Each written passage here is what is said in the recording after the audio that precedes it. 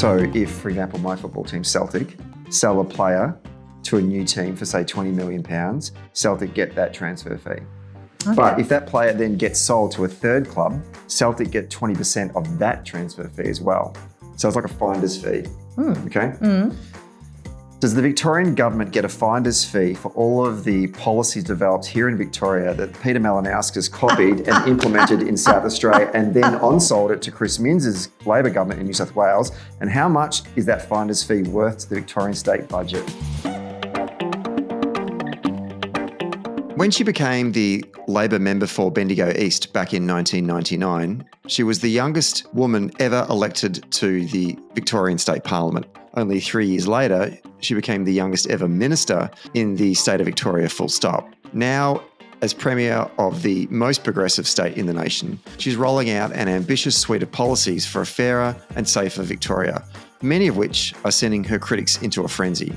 And frankly, we don't care. We're just really excited to have her join us in person at the Socially Democratic office for this week's episode. So, Social Democrats, please join me for a special conversation with the Victorian Premier Jacinta Allan. And don't forget, you can watch the video version of the episode on YouTube. Just search Dunn Street or check the link in our show notes. The presenting sponsor for Socially Democratic is Dunn Street. Dunn Street is a campaign agency that specialises in community organising. We only work with people who want to build power to make the world a better place. And if you want to create change in 2025, then hit us up at dunnstreet.com.au. A special shout out to all of our Patreon members as well, and you can join our community for free or for as little as $1.50 a month, and you too can help support this podcast. All paid members receive a welcome gift, so if you have recently signed up, please check your inbox for a message from our producer asking for your shipping address, because without that, then we can't send you your merch. And finally, today's episode is brought to you by Maurice Blackburn Lawyers. For over a century, Maurice Blackburn has stood up for fairness, championing the rights of everyday Australians and shaping landmark legal reforms. Today, they're harnessing new technologies to make justice more accessible, more efficient, and more responsive to the needs of modern Australia. All right, let's get on with today's episode. All right, you ready? Of course, always. Okay, we're taping this one on a Wednesday. Oh, I'm looking at you. We're taping this one on a Wednesday evening on the lands of the Wurundjeri people. It's not often we record an in-person interview here at the Socially Democratic Studios. It's normally reserved for premiers that are educated by the Maris brothers and Harriet Shing. However, our special guest today is not Harriet Shing, but she was educated by the Maris brothers and she is the 49th Premier of Victoria. Jacinta Allan, welcome back to Socially Democratic. Thank you, Stephen. But you left out a critical part of my history with the Maris brothers. I also played in the Maris brothers brass band. That was a particular moment. Did. I feel like we've talked about the last time we were on the show. I'm a big fan of my brass band history and experience. And look, if folks who aren't aware of it, they should go back and listen to that episode a while back and get the whole history of your time in band camp. Just interesting to note that I'm wondering, are you actually a podcast listener? Like, do you listen to podcasts? I listen. I have only a select few, obviously, a little bit time pressured. You are on rotation. Socially Democratic is on rotation, of course, with Caddy K and the Mooch. Yeah. So dial into a bit of This Is Politics US and the UK original. A bit of New Daily as well. So I try for my podcast, other than your domestic podcast, I do try and tap into a little bit of international news to round out what I get from my domestic news consumption. And obviously you still live in Bendigo, and it's about a 2-hour drive to Melbourne, and that means there's a lot of commuting going on. Is that when you listen to podcasts, or what do you manage to do in that time when you're stuck in the car? Basically the way I have the car set up, because of course one of the benefits of being Premier is I have a driver, so pretty much the car is an extension of the office. So we've been talking a little bit about working from home lately. I work from home, the office, the car, and I've got it set up in a way that I can do Teams meetings with the team, paperwork. It's really valuable paperwork time. When the mobile phone coverage lets me, I get a few calls in as well. So it's pretty much office time. Car time is office time, and it's for me, it's a choice. Having young kids and family at home, I obviously want to try and get the balance right between time in Melbourne for work, time with the kids. So It is a lot of time in the car. In preparation for this episode, I Googled your name. Oh. And the top 2 questions that were thrown up was, what does your husband do for a job, and do you have any children? Is that weird? You could make a reflection about if you typed in Chris Minz's name. Does it come up with what does Chris Minz's wife do and how many kids does he have? I don't know. I'm just putting it out there. I do wonder if it's a particular question that women get. But look, I guess having been a Member of Parliament now for nearly 26 years, I guess I've come to accept that, interest in your family is part of the job. And so the answer to those 2 questions, Stephen, is what does my husband do? He is a remarkable support to me. He's got a couple of part-time board gigs. He's a mad fisher person, loves his fish, loves his fishing. And, of course, he's really the primary carer raising our 2 beautiful kids. So that's the second answer. I have 2 beautiful children. Speaking of fishing, how often in those car trips from Bendigo to Melbourne and back do you reflect on when will Yorick and Trav invite you to the weekend camping trips? This is a moment of confession. I've had a few invites that I might have otherwise been a little busy. You're not back. I know. It's no, but look, the kids love it. The kids love going camping, and Yorick has 2 key influences on the kids. They barrack for Hawthorn, and they love fishing and camping. Right. Okay. That's a great contribution. It's interesting you said before you've obviously been in the role as Premier for almost 2 years. But as you said before, you've been a politician now in public life for almost 26 years. Do you find that are you constantly reintroducing yourself or introducing yourself to the Victorian public, or how does that? Yeah, what's been interesting for me, because I've been a Member of Parliament for 24 years before I became Premier, and obviously had a number of ministerial portfolios as well. So in terms of the community around Bendigo and my electorate, I'm fairly well known locally. So I did going through that process of introducing myself to the state as Premier. I had to go back to thinking about how I did it in those early days when I first became a Member of Parliament, and understanding that people do want to understand not just you're a Labor politician and who you are and what you stand for, but that question of who you are, what's your background, what's your life, what do you do every day, which footy team do you barrack for? I get that all the time. So it's those questions that are about the personal as much about the politics and the policy. How do you ground yourself? How do you centre yourself? Do you have a favourite kind of cafe in Bendigo where you hit the savvy bees with the girlfriends in high school or something like that? I don't know what savvy bees are. Someone wrote that question for me. Savvy bees. All right. Sparkling rosé is our go-to. Right, so there you go. No, I've got some great girlfriends in Bendigo who provide wonderful support. But really, where I live in Bendigo, we live a little bit on the outskirts. So we're surrounded by the bush. And so the way I get to ground myself is every day that I'm home, I'll walk the dogs outdoors. The Japanese call it forest bathing. I get to do that every day when I'm home walking the dogs and enjoying. And I try and do it every morning. And for me, if you can maybe ask my team how I am of a day that I haven't gone for a walk, it's a really good head clear for the start of the day. You go for a walk, you can process things in the peace and quiet in the bush, and it's really, for me, a great way to start the day. When you think back to when you first put your hand up for public office, you're 25, 24. I think I was pre-selected when I was 23, but who's counting, okay. Stephen, clearly. Okay, so when you reflect on the 23-year-old Jacinta Allan and the motivations that she had to enter into public office, has that changed over the time? What has been the evolution of what motivates you to do the work that you do? It's very much the same. What motivated me then as a much younger woman in Bendigo, and what motivates me to this day, is working people and families. And I guess that comes from my own experience growing up in Bendigo. Dad worked at the SEC till Jeff Kennett came along and privatised it. Shame.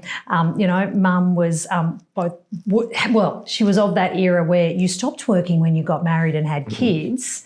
Really, living in that community, seeing how working people and families, got by every single day, but also had that great grounding in community and what it meant to be part of a community, being involved in sport, in netball, in basketball. That's what drove me to put my hand up at a time when Jeff Kennett was Premier, Bendigo East wasn't seen as a winnable seat, was wanting to give voice to working people and families, people like me from families that I came from. And that continues to drive me today. And I think today, it's as important now as it was then to continue to give voice to working people and families. Their voice should be as equal in public debates and public consideration and discussions as big business, as unions, as any other group. And I think it's important that when we make policies, remember who we're making policies and decisions for. Do you like campaigns? Love it. Campaigns are great. Isn't that why we're in part of road? It is. No, but don't you think some politicians want to get in and do the work but hate the campaign? And some politicians, if I was running for public office, I'd want to run for public office every day. Yeah, and not do the other bit. I love both. I think doing the privilege of being in government, and I say this from the perspective of I've been blessed of my time in Parliament. I've only had to experience 4 years in opposition, and they were awful because you couldn't get to do things. You could talk about the things that were going wrong and the things you'd like to do, but you couldn't actually be the decision maker. So I've been blessed to have the opportunity to be on a part of government and part of decision making. So I love that bit. But also too, what I love about the campaigning piece, and this might come from my years as a checkout chick for 7 years, working the registers in Bendigo, was it's people. The reason why we're in this job is the people that we represent. Now that might sound a bit corny, but what campaigns give you is that opportunity every day, talking to people, listening to people, understanding what the issues are, and then knowing that you're in a privileged position to go and do something about it. That's what is great about campaigning. The Werribee by-election was kind of your first electoral test in being elected in your tenure as Premier.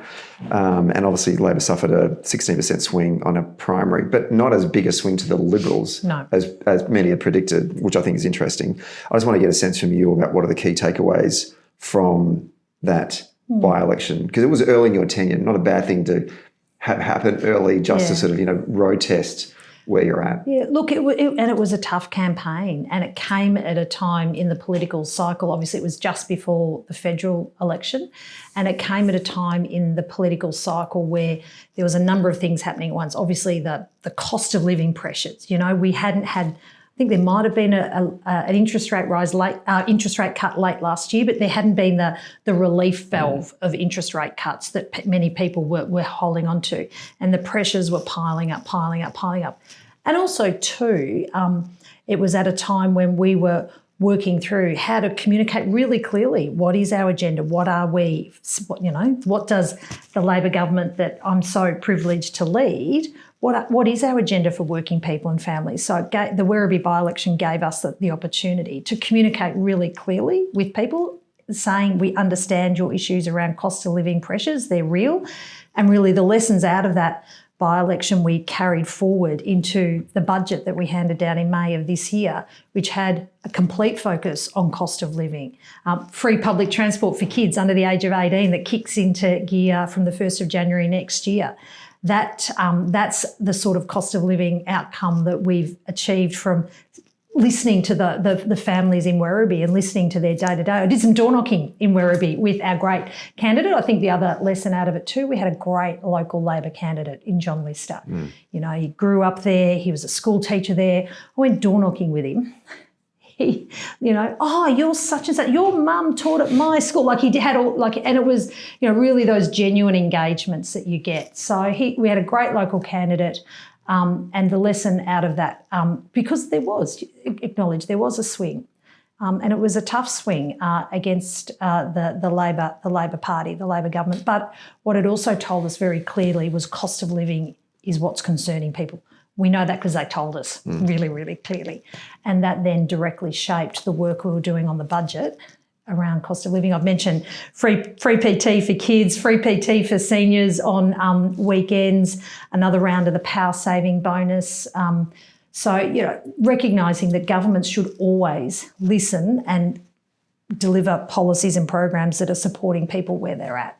COVID was interesting in the sense that I think that the wider community probably didn't realise how much government can play a positive role in your lives. Because, a lot of people, when they think about voting, they're like, it doesn't make any difference anyway. Well, I think we saw during COVID that it can make a difference. What do you think the role of government is in this post-COVID era moving forward into the future? Look, this is something I think about a lot, and I think about it particularly both in the context of what are the good positive things governments can and should do. I've mentioned cost of living support, recognising where some of those pressures are at right now. The ongoing delivery of, I think COVID showed us, the delivery of good public services is so central to families' lives.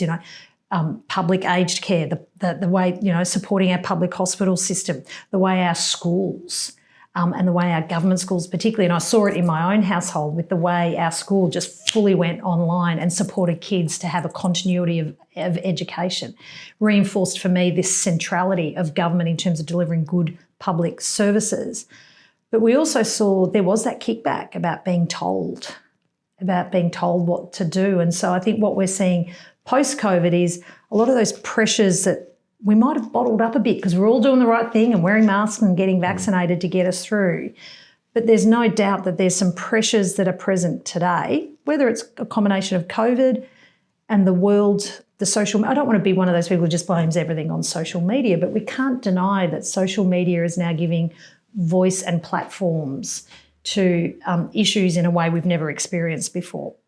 So, and that I think also puts pressure on people. So I think we're still going through a settling of how we operate as a society, and whether it's people coming together around protesting particular issues. The way I talk every time I talk to parents, particularly mums of kids the same age as mine, it often comes back to some of the mental health struggles they're worried about their kids, too much screen time. Something every time you get a group of parents together with, as I said, with primary school age kids or even secondary school age kids, that's where the conversation inevitably goes. I'm worried about my kids' health and I'm worried about them spending too much time on screens. But what do I do about it? That's why I think what the federal government's doing with the social media ban is really powerful, because it actually gives parents another tool to help them be parents. So I think we've still got a bit of a way to go, Stephen, in terms of this, what is the role of government going forward. I think it's about making sure we keep up the good delivery of public services, but respond to understanding where people are at. I've mentioned cost of living. I've mentioned the federal government's social media ban, the work we're doing here in Victoria on work from home, understanding that that's the future. Where do families want to be today and into the future, and setting up a pathway to support them there. What do you think is going to be what is the North Star of the Allan Labor government? It's working people and families. I know I've said that a lot already in the time we've been talking today. But again, it's who I am. It's where I've come from. It's also, I think, a group in our community that need to continue to have the strongest of representation. They're the engine room of our community. They're the ones running the small businesses. They're the ones who are teachers and nurses in our schools. They're the ones who are, volunteering across all of our sporting and community organisations. So it's about making sure that in the work I do every day, and this goes back to both your question about campaigning, but also one of the reasons why I love being a member of Parliament is because it's about the opportunity to hear directly from people and then listen really carefully to what their experience is, what their challenges are, and then respond to them. Let's talk about the work from home issue or topic. You made a signature announcement at the Labor Party State Conference the other week here in Victoria, signalling that an Allan government would legislate to the right to work from home for at least 2 days a week, I think that's right, where applicable. Talk us through the genesis of this idea. This again comes from listening to people, understanding where families are at right now. And again, it is a product of how our lives have changed on the other side of COVID, and some years on the other side now of COVID. Working from home was a feature of life pre-COVID. But we were all much more familiar with and feeling more comfortable with technology, using Teams and Zoom, whatever your platform is. And we are seeing how many families have realised that it works for them. You know, if you can do 1-2 days in a 5-day week where you're not driving 2 hours a day, that's if it means you can do the school drop-off, pick up and drop-off, means you don't have to put your kid in before or after school care. So that's by saving time and money. So it came from listening to what was happening now, but also hearing, well, two things. Unions in this space tell us that every day they're getting calls from workers saying, hey, I've just been told, you know, my working from home arrangements are changing. I gave an example at conference of a woman who worked in the aviation industry, single mum, 2 kids, lived in the outer suburbs. Her 1 day a week meant everything to her. And that 1 day a week working from home, she was told that was being taken off her on a Teams call by a boss who was working from home themselves, right? So, like, yeah, it is. It really is. And so we know it's at risk. And then we also, in terms of the arrangements being made, there's no protection around it. The arrangements can be changed at a moment's notice. Secondly, though, we obviously saw through the federal campaign, the Liberals don't believe in this. Peter Dutton most certainly didn't. And we know here, and we've seen you talk about bonkers, the comments from Tim Wilson on this. I don't even want to repeat them. You can say them. Yeah, I didn't know. I was like, I don't even want to give it airtime. No, it's just to use that sort of extreme language. Yeah. It sullies the impact of what apartheid did have on people in South Africa. Exactly. And he's running this one around based on having to work from home. It was just extraordinary. But again, he should, you know, I don't know if he's walked down any street in his electorate any time recently. There's a number of families who working from home keeps their life in balance. Yeah. It's also, I was in Port Melbourne last week at a local cafe, and you get this again from cafes across the suburbs. More people working from home, they do the drop-off, they pick up the coffee from the local coffee shop. Yeah. Like it's about, from the arguments that we're hearing from the business world about, oh, this is not good for business, this is good for business. It's supporting small and family businesses right across the suburbs. It also, in terms of being good for business, it means more people can stay in the workforce, can increase their hours. I met another just wonderful family in Mill Park. Dad's a truckie. You know, truckie is away 12, 14 hours a day. Like he clearly can't work from home. He's doing long hours. They've got 3 young kids. The mum could only get back to work when the youngest was 1 because working from home was an option for her. So she's doing 3 days a week. And that 3 days is obviously a huge increase in their household income. But also for them, there's not that stress. The childcare costs, if someone's sick and both parents are away, it's a huge. So we can't just dismiss the benefits of working from home for families and for workers. You can't just dismiss them as not being central and relevant to this, to the need to protect working from home. Talking about the reaction from business, I shouldn't have been surprised, but I was so surprised by the reaction of some of the business community who want life to go back to how it was pre-COVID. It reminds me of that film Pleasantville, when there was that group of characters that just wanted to stay black and white and were getting really upset that the rest of their community was turning colour. It's like as if they're just trying to hang on to the past. Yeah. And I don't know. Is this it was framed by one of the papers that you're picking a fight with business. No, it's protecting what working people and families need to have protected. We wouldn't have to protect it if it wasn't at risk, and it's at risk. And I think this idea of, we've had these debates around maternity leave, around parental leave, all of these gains, all of these. I'm reminded, and this again may sound a little corny, when I was doing my honours thesis, when I was a university student at La Trobe University, Bendigo, give the uni a plug. Respect. I did my honours thesis on the family leave test case, the 1995 family leave test case before the then Industrial Relations Commission. And that was at the time, seen as a significant win for families, because it recognised that families, in addition to, the standard sick leave that you had at the time, and for women, the maternity leave, families also needed some leave arrangements to deal with the life of kids. And it's not just kids, it's older. We're seeing this as a real challenge for many families caring for older members of their family. So the family leave test case at the time, and that was bitterly contested. But the outcome was the Commission added some family leave days into the award system. And so I think seeing it in that context, it's about, and again, this decision is also being driven by data and evidence. And the evidence tells us that workers are more productive. They're more productive when they're working from home, and it increases workforce participation. And those two measures are very good and important for our economy. Funny watching the business community make an argument against productivity, but there you go. We're in a weird world right now post-COVID. Let's talk about housing, public housing, and the renewal of and the upgrade of public housing, in particular in the city towers, has gained some attention, particularly from those on our left.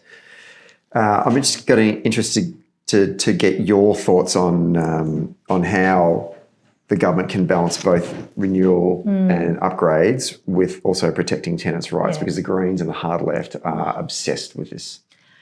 And again, for them, it's clearly all about the politics, because if you were taking an evidence-based approach, if you're looking at the problem we're trying to address here, we have these ageing housing towers that have served families for a really long time and have been important for many families in terms of supporting them to have a roof over their head. But we know that they do need to be replaced.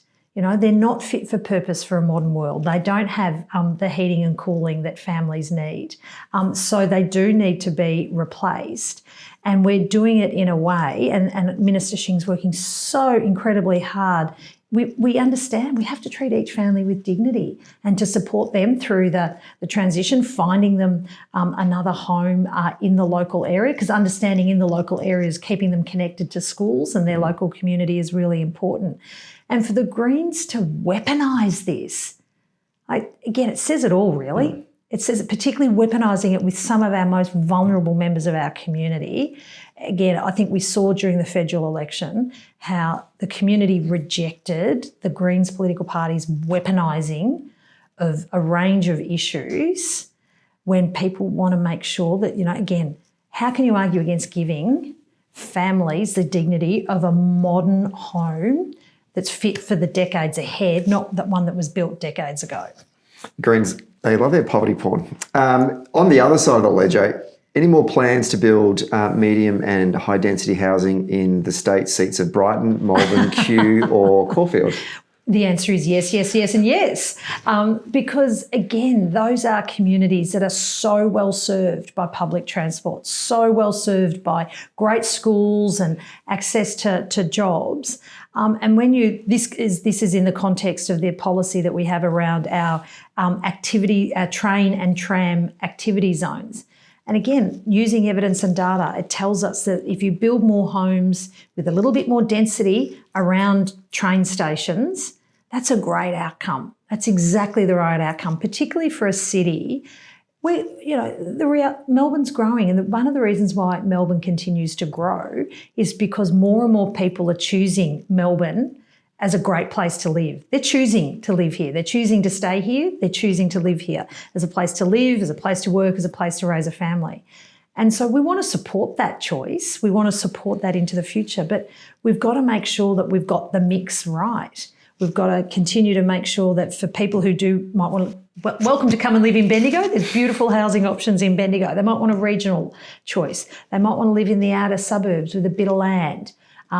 Or we know there are many Victorians who want to live maybe in the suburb where they were born in, and this is where those suburbs that you talked about.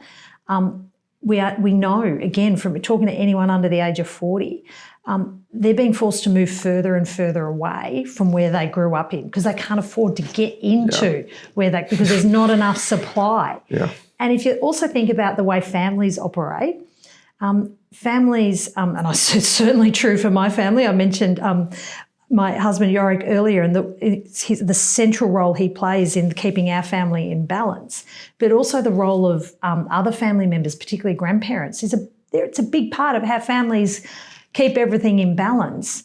Grandparents want to be close to their grandkids as well. So we've got to give people more choice, and we've got to build more homes. And again, around train stations are a great location. So the answer is yes, we want to build more homes, particularly, Stephen, because we're upgrading many of these train stations. We've removed the level crossings. We've created the space for these homes. You know, the Metro Tunnel is going to absolutely transform our city. The Suburban Rail Loop is going to add to that in the years ahead. So I'm a big fan of building homes near public transport, and we plan to do it. We'll get to public transport. Oh, very good, very good.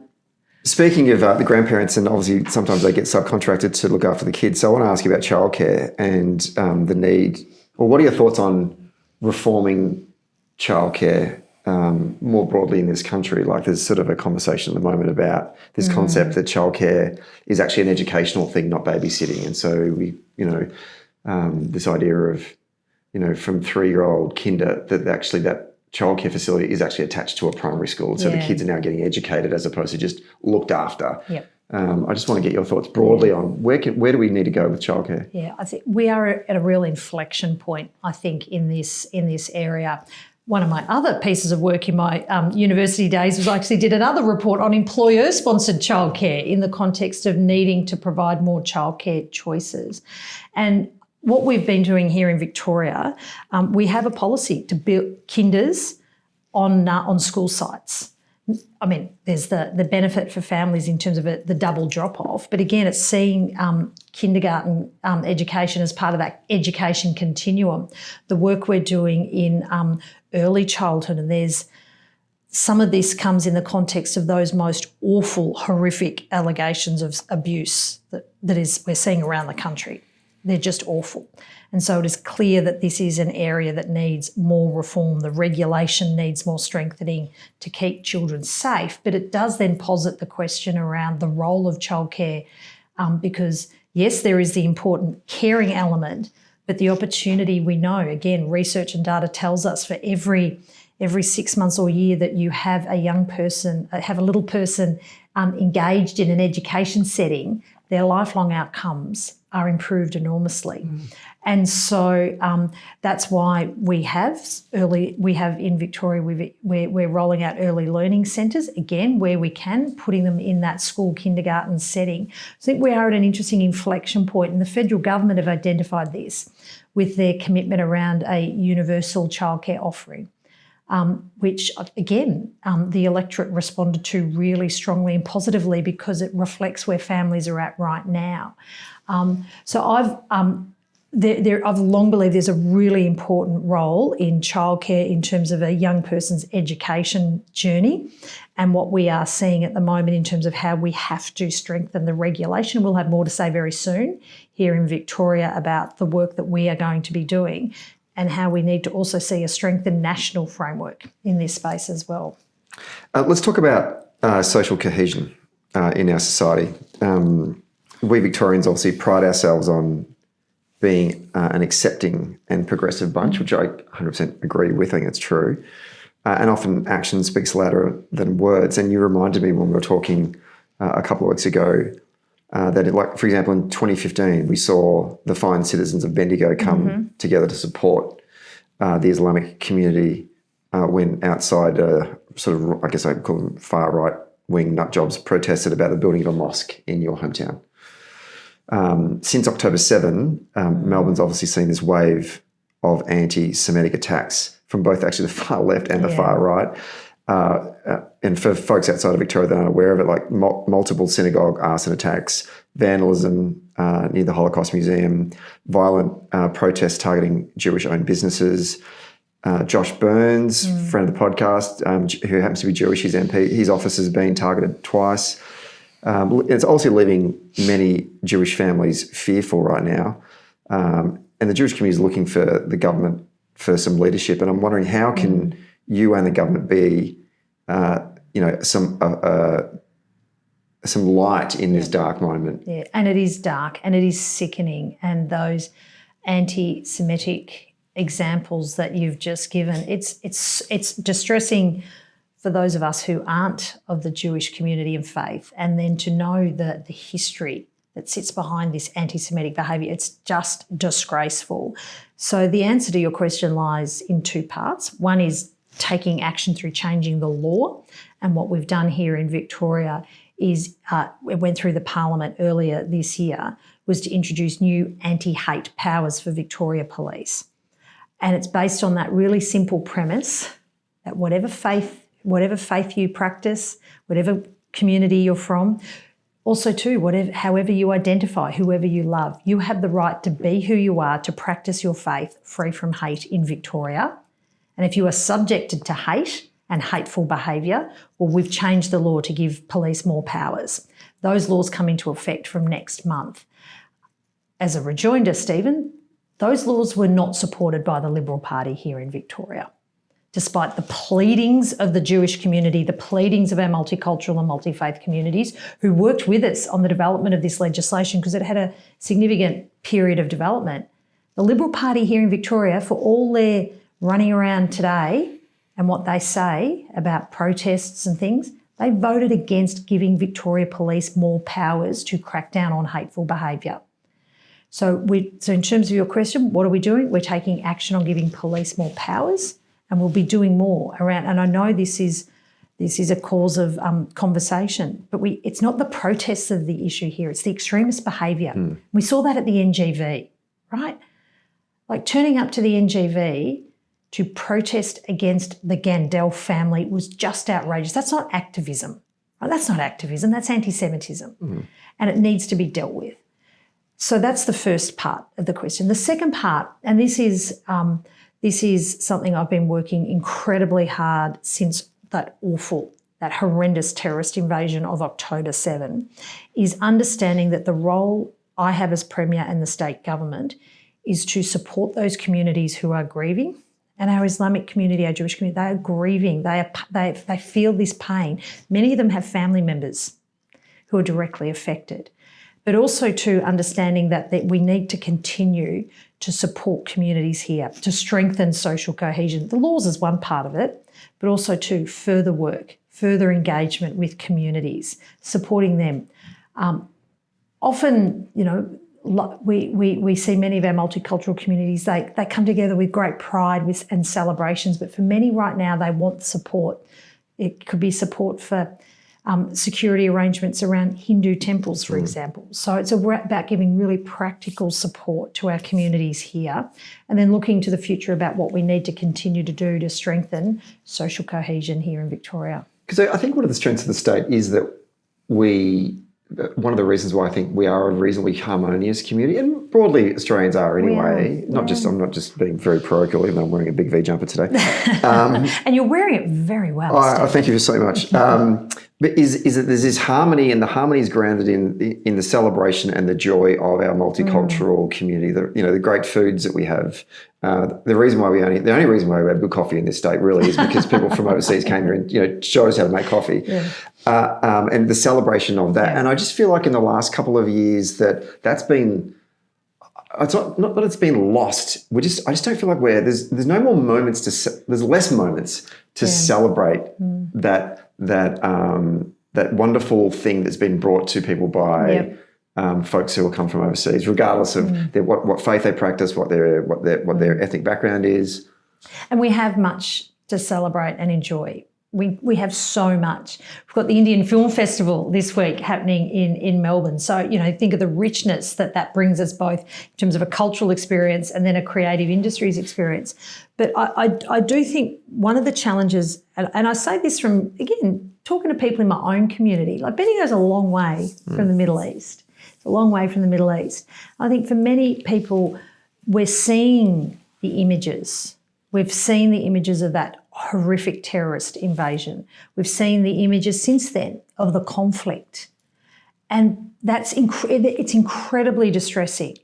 And I think for many people, they've found it challenging to know how to say to perhaps a member of our Jewish community, a member of our Islamic community, we support you.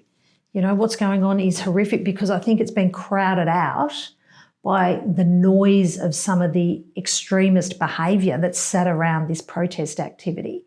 So I simply say to all Victorians, there is still space for you to continue to support your local communities, and they appreciate it so deeply, when others are just reach out and provide, it could be a simple word of support. What's going on is terrible. We support you. We stand with you. Let's talk about something I know that's very dear to your heart, and something that was a big part of your previous portfolio when you were a minister in the Andrews government, public transport and infrastructure. Victoria's Big Build is a huge part of the portfolio of the previous government and continues to be one. It's a signature project, particularly Melbourne Metro, and you mentioned it before. It's obviously opening later this year. Tell us how significant is the opening of the Melbourne Metro? Oh, it's huge. It's huge, and I'm incredibly excited by it. But to put it in context, this is the biggest thing to happen to our train network since the City Loop opened more than 40 years ago. So anyone who travels on our train network, anyone who comes in and out of Melbourne, can you imagine Melbourne without Melbourne Central, Flagstaff, Parliament stations? Like this, they didn't exist before the City Loop was built. And then you think about the way not only have they provided connectivity, but the way they've also created new spaces, the shopping, the business spaces that now sit around those train stations. Well, that's what Metro Tunnel is going to deliver. It's going to absolutely transform the way people travel. And if I can use an example too, in terms of what it means in terms of a real example. Melbourne Uni, huge, sits in that Parkville precinct. You've got Melbourne Uni, the Cancer Centre, the hospitals, Royal Melbourne, Royal Women's, Royal Children's. It's a huge research health hospital university precinct. There's no train line there. There's great tram services, but no train line. So if you're trying to get there to work or to study or be a researcher and you want to choose public transport, it's a bit of a journey. And my nephew, he loves it when I tell this story. My nephew moved down to Melbourne from Bendigo, but he ended up living out near Clayton because all his mates that he moved into a share house with, they were all going to Monash, but he was at Melbourne. So he had to come across the city every day. And he kept saying to me, when are you building the Metro Tunnel? Will you get it done for me? He's now finished uni and is in the workforce. But again, that's an example of how when you can provide connectivity, you open up people's horizons. It means you're opening up opportunities. Yes, there's the time saving that you get from being able to have that direct connection, but it also might mean for some choosing not to go to Melbourne Uni or choosing not to go to RMIT or choosing not to take up that job because they can't get there by public transport. And that's what public transport delivers. It delivers an equality of opportunity, and that's where the Metro Tunnel is really going to not just transform the day-to-day train movements of people, but transform the way people can think about their future work and study opportunities. Speaking of connectivity, the Suburban Rail Loop, I'm wondering, are you paying attention to the anti-SRL campaign being run out of the Age newspaper headquarters? And follow-up question, should they have to declare how much they're spending on this campaign to the VEC? Well, I'm not sure what you're referring to, Stephen. I know I've noticed the Age reader surveys that say they strongly support. I think we've had at least 2 of those Age reader surveys that say we like the Suburban Rail Loop, the Osborne one as well, which we should give a special shout out to. We really should. How much polling is being buried every time they do it and discover that everyone loves it and goes, we're not running that? And you know why people love it? Because they get it. They get it. And if you are someone right now, and I used the uni example before, Monash University, it's the biggest university in the country. And then when you sit it in the context of everything else that's out there in terms of the Heart Hospital and the synchrotron and all of that activity that's out there, there's no train line there. It's been talked about for decades and decades and decades. Well, we're getting one with the Suburban Rail Loop. So that's why. Going back to, what drives me, it's always driven me, what particularly drives me as Premier is supporting working people and family and their choices and their opportunities. People get it. People get it because they're doing it now. They're stuck in traffic and they understand that one of the ways to address congestion is to build more train services so more people can get to where they go. Saves time, saves money, less stress. People get it. That's why they support the Suburban Rail Loop. Would you describe yourself as a gunzel? A little. It's funny what the public transport portfolio does to you. Like it was almost instant. It's almost like a microchip got implanted. I became a gunzel. I guess it's also, Stephen, and I know you grew up in country Victoria as well. I think coming from regional Victoria, but growing up in the country, that experience, you go think about the first time you caught the train. Oh. As a teenager. That independence, that thrilling experience of a little bit of money in your pocket. I had my cool denim jacket on because it was the late 80s. You probably went double denim, I reckon. Oh, yeah. Who didn't? Not you know, I'm not Canadian. That feeling of independence, that feeling of being able to travel into the city, go shopping at Myer in Melbourne. Yeah. We had a Myer in Bendigo, but going to Myer in Melbourne was next level. So, that feeling of independence, but also that understanding of connectivity that comes from being able to simply get on a train, takes you to where you want to go safely, but connects you to a whole new world of opportunity. It's pretty cool. And that train would have probably in those days been the ones where it had the compartments. Hey, I'm not that old. No. We had that Warragul. Did you not have that? I remember catching the train to Echuca as like a 4-year-old in those trains. Yeah. Us in Bendigo's a little bit bigger. We might have had some fancier trains. Yeah, right. No, I still got them in year 11. No, we had the Sprinters. Now I'm showing my true gunzel. I know. You know the difference between a Sprinter and a Velocity? No, I don't actually. No, okay. Maybe some of your listeners can. Yes.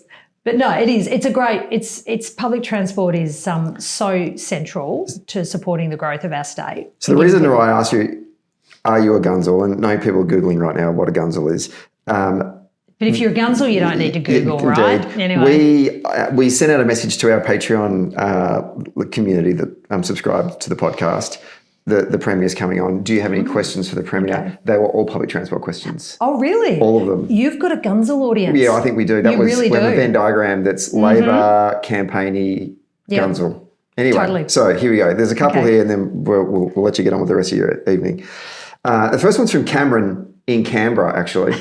As a non-Victorian... That city with that light rail service that enviously look at our heavy rail service. But yes. I've always found it puzzling why a Victorian government never took back ownership of the Melbourne train network except for V-Line after Kennett's hissy fit privatisation process.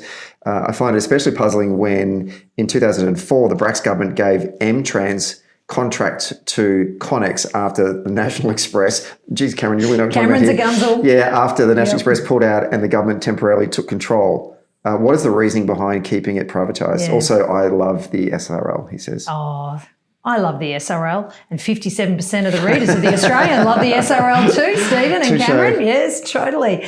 Look, that's a really legitimate question. And can I just be clear in case there's any doubt? Gunzel for me is a term of affection. Yes, absolutely. Oh, yeah. It's a legitimate question. And, we've seen, and this is really showing a level of detail in the train system, we've seen how, particularly in the UK, some of the franchise arrangements over there that, was looked to by Kennett as a model, have been really fraught.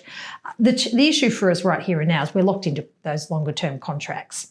We're locked in. And so in terms of the immediate opportunity, it's just not there. But it is legitimate. And having lived through that V-Line experience that Cameron referred to, by bringing V-Line back into government ownership, because it was totally...